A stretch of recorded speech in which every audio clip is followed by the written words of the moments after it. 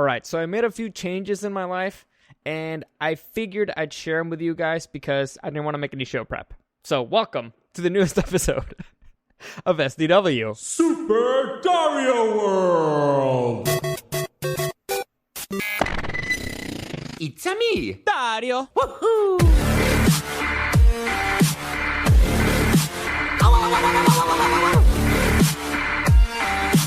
Let's go!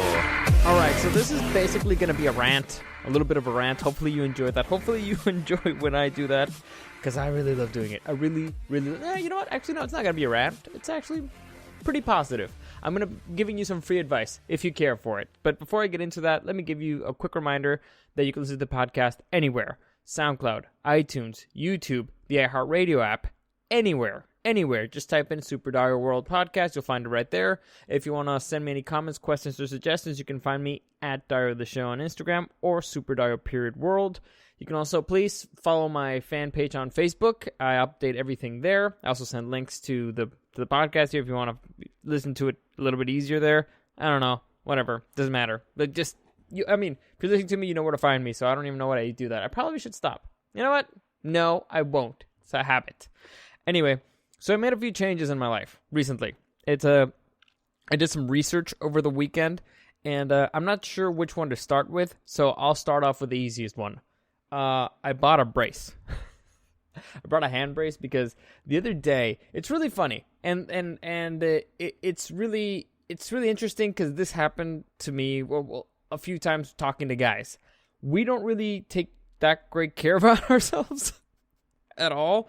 And so the other day, for the past few weeks, I've been noticing a pain underneath my fingernails, like in my fingertips. It's like a weird sensation, and it doesn't really bother me most of the time. But I was gonna cut my nails the other day, and it kind of hurt.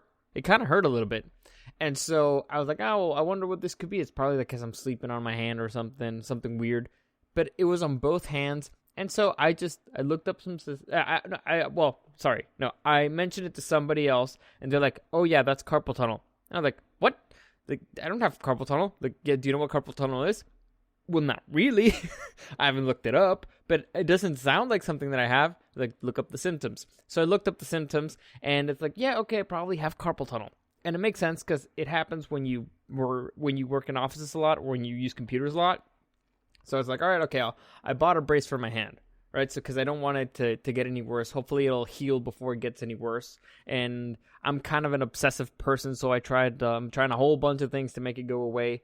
And I also don't like going to the doctor, so I'm hoping that's just it. But yeah, based on the symptoms, apparently, anybody out there, if you have like pain in the tips of your fingers, or you feel like there's something bothering you underneath your nail, that's carpal tunnel. So yeah, get a brace or look up. There's a whole bunch of stuff you can do. I figured the brace would be the easiest thing because I wasn't planning on stopping what I do for work. Anyway, so that's one change I did. Another change that I did, something that's very important that you need to know about me. The biggest issue I have in my life, and I mean the biggest by far, is sleeping. I have a lot of issues sleeping. I have no fucking idea why. Because I can fall asleep anywhere, pretty much anywhere, but I don't rest. I've gone to therapy for it. I've tried any single thing I can try, I've tried. I sleep in the most optimal. I'll give you this. At one point I had issues falling asleep in bed for some reason. And at one point what I started to do is I read an article that said that if you don't move for 20 minutes, your body automatically shuts down. It's like a defense mechanism thing. And it's true, it works, but it's really, really hard to not move for 20 minutes. And if you have a mind like mine, my mind's always racing about stuff. It drives you crazy because the problem is that I'm a bit obsessive, as you may have noticed. If you listen to the podcast, you may have noticed I'm a bit obsessive with things. And so you fixate on one idea and you're not moving. So the only thing you can really do is exercise your mind, and you just go the same thing over and over and over. And by the way, being obsessive is not a great thing.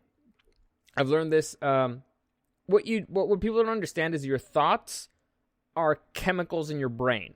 And how do you get chemicals? Well, you get them from the things that you eat. So that's why diet is so important. Sometimes you can cure depression just by changing your diet. It's a really weird thing. Well, actually, not a weird thing. It makes perfect sense. So if you obsessed on let's say a certain feeling, requires a certain chemical. If you obsess on a certain idea or on a certain feeling, you're gonna burn out on that chemical. And what happens with your car when you run out of gas, or when you're running when you run out of oil? It crashes. Well, the engine stalls. It's not working properly. It starts messing other things up.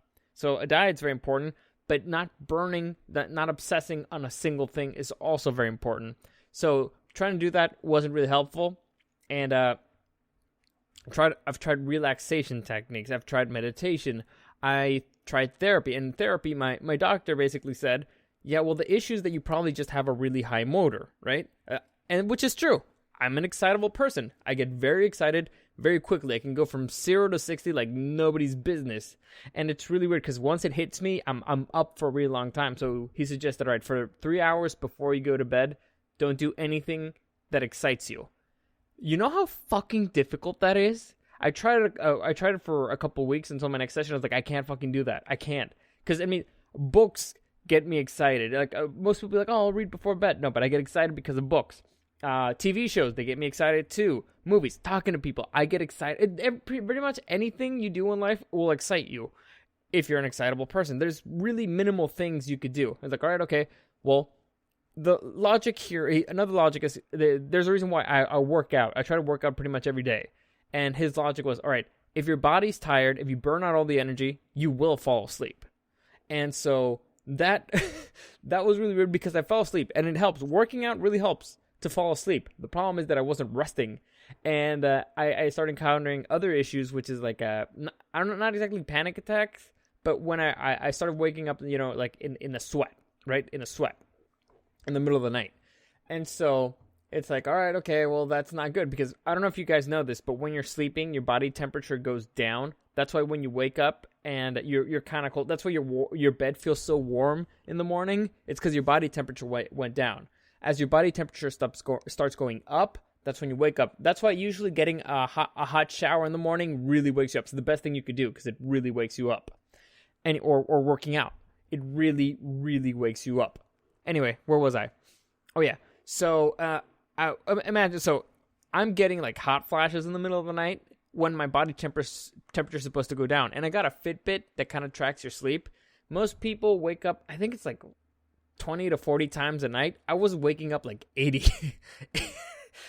It's really weird. It was really bad. So it's, like I said, it's been my biggest issue in life. And so for those of you who don't know, I work in a morning show. Right? I work for a morning show in radio. So I have to get up really, really early in the morning. But I also work for a restaurant, which means I usually go to bed late. And so one of the reasons why my shrink says that, well, he thought that I have really high energy is because I could do both. I could operate with minimal sleep and do a lot more in a day than most people do in a week, which is fine.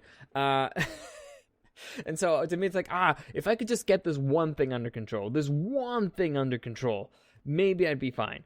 And so I started doing more research because honestly, well, it's not like I really stopped doing research because it's something that I'm always constantly trying to fix. Because again, it's kind of an important thing. You do it every day and it's necessary for you to not die. Anywho, where was I? Yeah. So the newest thing that I'm trying, and I don't like it, but I have to do it. Well, I'm trying it out at least for the next couple of weeks. Is I bought blue light, blue light reflecting glasses. I hate it, but right now, I'm trying to be like, all right, I'm like Clark Kent. I'm like Clark Kent, but I hate doing it. Why? There's a lot of studies that have come out about blue light and how the glasses, they supposedly they limit the strain on your eyes and blah, blah, blah. All right.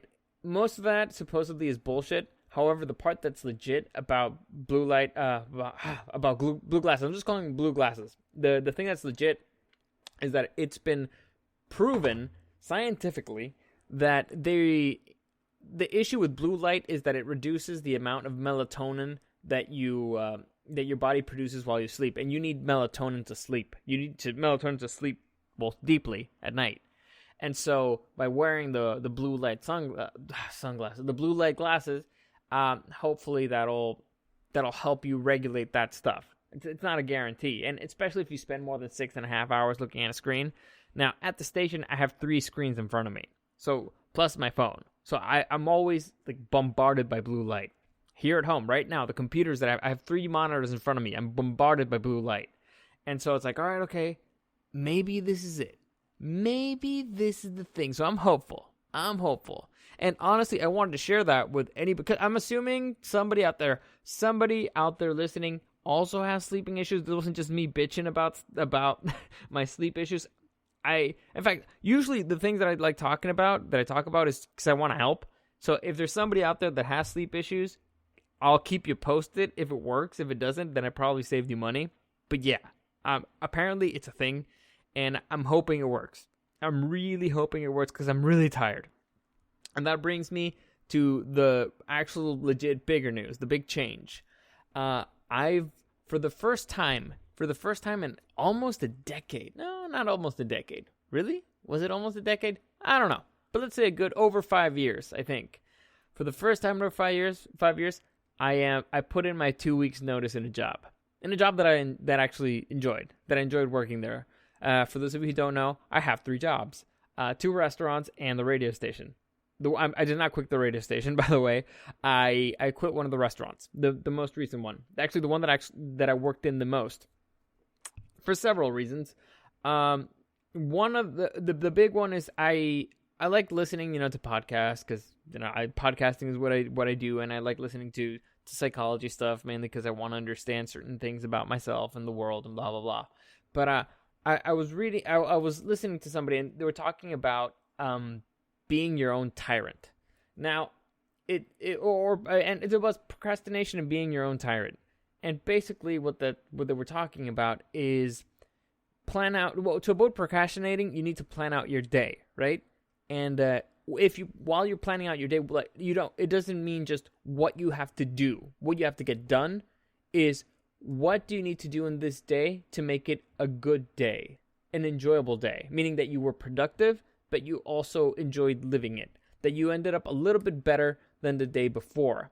And sometimes, for the past few months, honestly, since I built the supercomputer, since I got that other job, I was basically my own tyrant. My own tyrant. I was like, all right, okay, I got to do this. All right, so I got to get up at this time. I got to go to the radio station, and then after work, I got to come back home. I got to edit. And then I gotta work out because I gotta burn off some certain energy. And then I gotta take a quick shower. And then I gotta go to the other restaurant. And then afterwards I gotta go to bed. And I gotta try to get other errands done or clean up a little bit or do whatever. Then I can go to bed.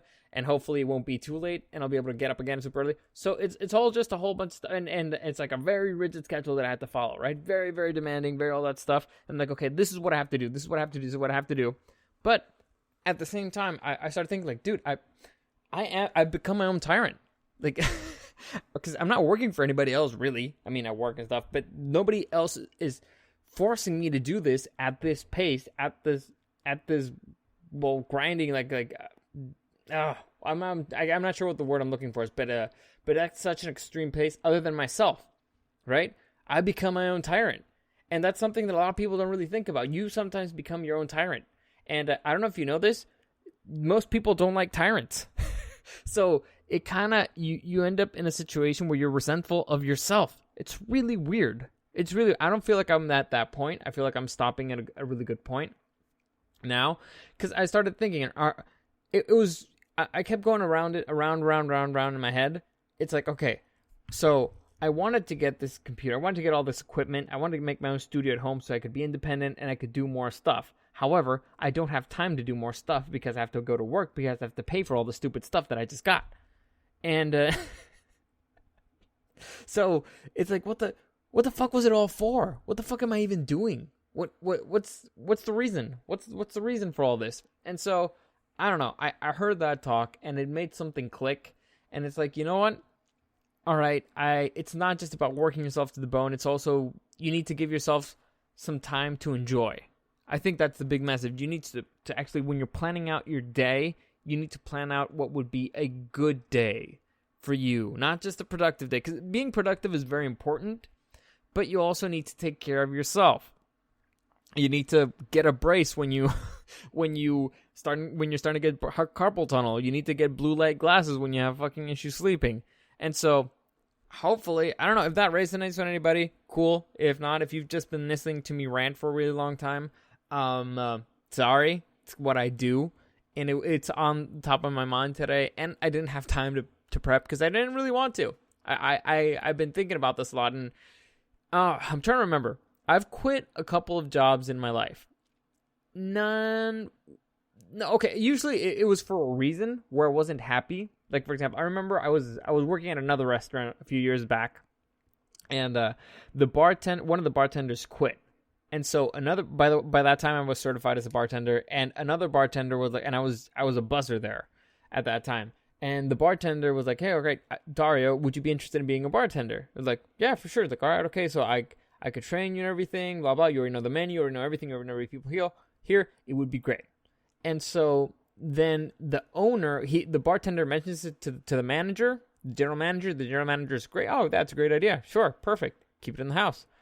And then the general manager mentions it to the owner, and the owner is like, "Oh, no. I already have a new bartender. My friend's daughter, she needs a job for the summer, and so she's gonna be the new bartender." And it was like, "Does she have any experience or anything?" No. We'll train her here. It doesn't matter. No. We'll take care of it.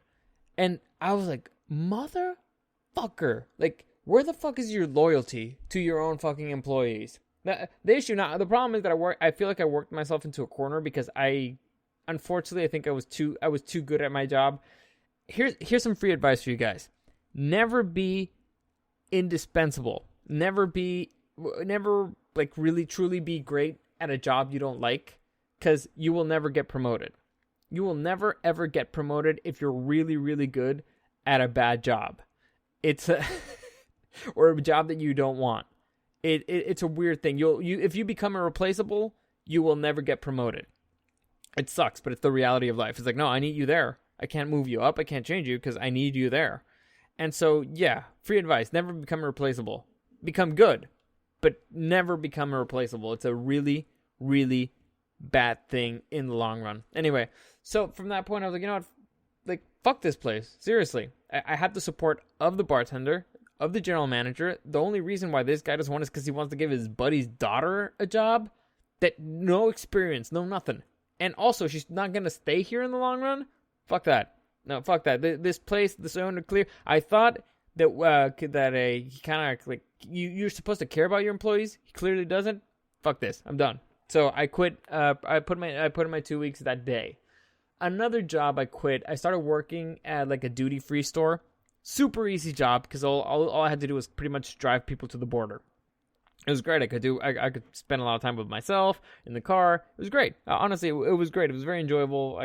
You could goof off a lot. And I remember I had a great relationship there with the manager as well, with the general manager. And I had tickets to go to Coachella. And so months in advance, and I mean like 3 months in advance, I told the general manager, like, "Hey, can I get this weekend off?" She's like, "Sure, perfect." The weekend that the 2 weeks before Coachella, the general manager was going to be leaving for 2 weeks. So basically, the week before and the week of, she wasn't going to be there. But I spoke to the general manager, and she was like, "Oh no, yeah, I got your note. It's everything. Don't worry about it." When the schedule came out, because they gave you a schedule a week in advance, which is, what was it like? Yeah, a week in advance. And so the general manager was out. Another manager was taking over the scheduling, and the schedule was released, and they put me to work on the weekend of Coachella. Now, this manager said immediately, "I'm not doing any changes to the schedule." And so I go up to, before I go up to her, this is something, by the way, free advice for anybody again. If you ever want to get a day off, before you ask a manager, already have somebody else to take over your shift. Always trade or whatever, but always have somebody that's going to take over your shift. So I went to a coworker, would be like, "Dude, can you cover the shift for me? I'm going to Coachella." It's like, "Sure, no problem." And so I go up to the manager and I tell her, "Hey, so-and-so, the general manager, she made a mistake. Would you mind just fixing the schedule? I already got somebody else to take over my shift. It's going to be no issue, no harm, no foul. All you have to do is sign this piece of paper that says that we're switching shifts." And the manager says, "No." I'm like, "Well, what do you mean no?" I was like, "No, I'm not nobody's getting any shift changes this week." And I'm like, but why not? I mean, it was already approved. I asked for it months in advance. I have an event next weekend. I'm not going to be in town. I already have somebody who's going to switch, who's okay with switching the schedule with me. What's the issue? It's like, I'm not making any changes to the schedule this week. It's like, all right, okay. Then here's my week's notice. I won't be coming in, but I won't be coming in those days. And so that's it. I quit. I was still a week out from Coachella. Because, dude, I first off, I really wanted to go. Second, I already spent the money, and I'm not gonna lose all that money. I probably could have sold the tickets or whatever, but I wasn't going to. I wanted to go. I wanted to have the experience. And 3, fuck her, right? Fuck you. There was no problem here except the one she was making, and it's because what? She wanted to exert some kind of weird authority, some weird power over, like, oh yeah, no, I have control of the situation, blah, blah, blah. So, like, you know what, fuck this, I don't want to work here anymore. So I left. And, well, I gave my week's notice, because it's not cool to just leave a job right there. I gave him a week's notice, and that's it. When the general manager came back, I went there to get my final check, and she was like, oh no, I mean, she kind of was like, are you sure you don't want to come back? She's like, no, I'm good, I'm done. When I quit, and I'll find something else, something different. And that was it. So those are the 2 times that I remember actually quitting a job for a reason that it's like, I don't like working here anymore. This is the first time where I'm actually quitting, and it's like, it just feels weird. And by the way, that whole rant, the whole thing about quitting, all that stuff, it wasn't just about giving you free advice. It was just because it's on my head. It's on the top of my mind. And because I feel weird. It feels weird to quit a job that you like, with people that you like, that you're enjoying, but it's also important to move forward. It's important to not be your own tyrant. It's important to take care of yourself. It's important to take risk, especially if you're taking a risk in yourself, right? Because nobody knows you better than you. Anyway, you guys are updated in the current situation. At least for the next couple of weeks, I may be doing 1 episode yes, 1 episode no. I mean, not one day yes, one day, I don't know, but hopefully, here it is. Here's the thing. Here's the point. Here's the news. Hopefully, within the next 2 weeks, I will be doing a regular thing. Probably even more than 1 a day, because I had a lot to catch up on, man. I have a lot to catch up on. But, again, to recap, let me just see if I remember. If your fingers hurt, get a brace, because you probably probably have carpal tunnel. If you have sleeping issues, I'll let you know if the stupid blue light thing works. And if you enjoy this show, well, hopefully within the next 2 weeks, you will be getting more of it. Anyway, that's it for today. It's enough rant for today. I took you behind the curtain a little bit. Hopefully you enjoyed that. Anywho, any comments, questions, or suggestions, you can find me at Dario the Show on Instagram or at SuperDario World on Instagram. As always, thank you for listening, and I'll see you again tomorrow.